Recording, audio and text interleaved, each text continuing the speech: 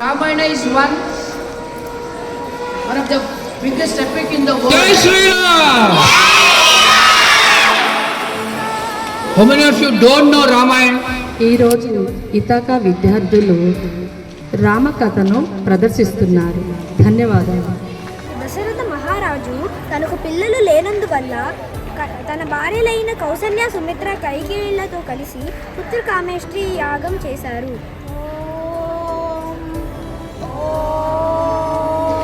ఆ యాగ ఫలితంగా కౌసల్యకు శ్రీరాముడు, సుమిత్రకు లక్ష్మణ శత్రుఘ్నులు, కైకేయికి భరతుడు జన్మించారు.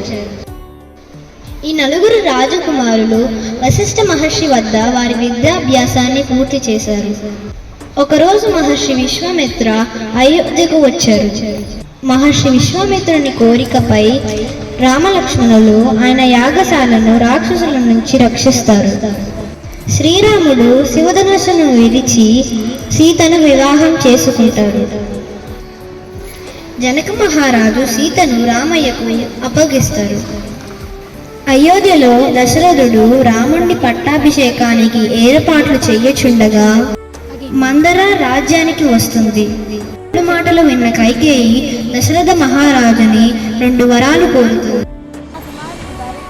పట్టాభిషేకం చేయాలి, ఇది నా ఒక వరం. ఇంకా నా 2వ వరం, శ్రీరాముని 14 సంవత్సరాలు వనవాసం పంపించాలి. కోటి దుర్మార్గుల ప్రతినిధుల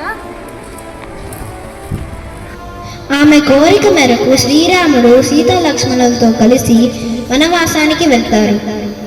అక్కడ శూర్పణఖ రాముడిని వివాహం చేసుకోమని అడగగా నా కోరిక మేరకు నన్ను వివాహం చేసుకోలేదంటే పరిణామాలు తీవ్రంగా ఉంటాయి.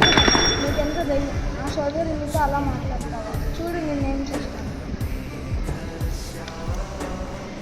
అన్న